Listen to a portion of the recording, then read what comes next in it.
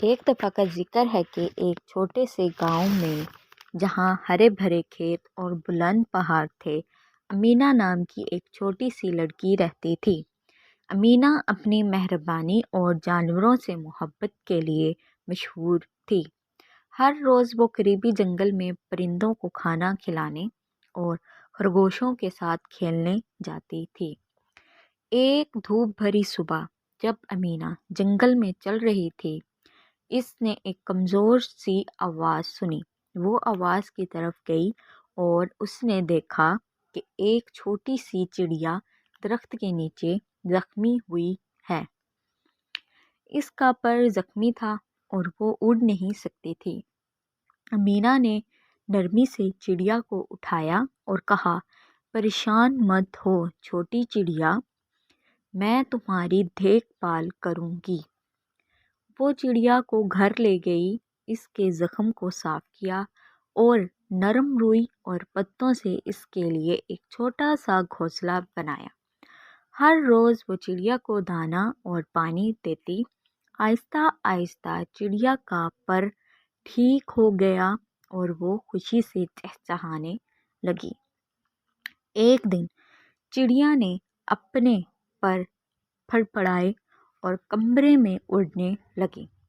امینہ نے خوشی سے تالیاں بجائیں، تم اب ٹھیک ہو گئی ہو میری دوست، وہ خوشی سے چہلائی۔ چڑیا نے چہچہا کر امینہ کا شکریہ ادا کیا اور کھڑکی سے باہر اڑ گئی۔ ایک بار پھر آزاد ہوئی چڑیا۔ کچھ دنوں بعد امینہ کو یہ دیکھ کر حیرت ہوئی کہ چڑیا واپس آ گئی۔ اس نے امینہ کے ہاتھ میں ایک چمکدار بیج ڈالا اور پھر سے اڑ گئی۔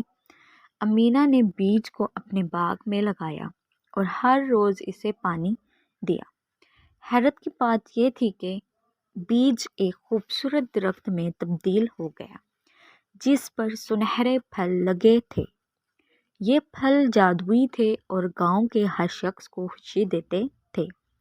اس دن کے بعد امینہ اور چڑیا بہترین دوست بن گئے۔ گاؤں والے ہمیشہ امینہ کی مہربانی اور جانوروں سے محبت کو یاد رکھتے تھے، جس نے ان گاؤں والوں کی زندگیوں میں جادو بھر دیا تھا۔ ایک دفعہ کا ذکر ہے کہ ایک چھوٹے سے گاؤں میں ایک چھوٹا خرگوش رہتا تھا جس کا نام روزی تھا۔ روزی کو اپنے گھر کے قریب جنگل کی سیر کرنا بہت پسند تھا۔ ایک دھوپ بھری صبح اسے ایک بڑے درخت کے نیچے ایک چمکتی ہوئی سنہری چابی ملی۔ تجسس میں اس نے فیصلہ کیا کہ وہ یہ جانے کہ یہ چابی کس چیز کو کھولتی ہے۔ روزی نے جنگل میں ادھر ادھر پوچھنا شروع کیا اور اپنے دوستوں سے مدد مانگی۔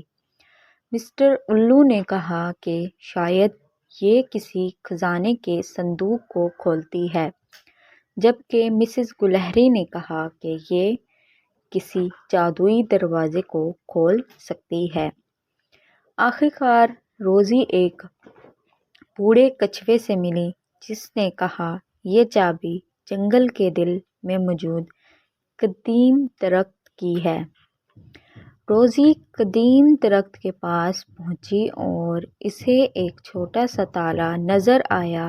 اس نے چابی ڈالی اور حیرت کی بات یہ تھی کہ درخت کھل گیا اور روزی دیکھ کر حیران ہو گئی اور روزی اندر گئی۔ اس نے دیکھا کہ اندر ایک آرام دہ سی لائبریری تھی۔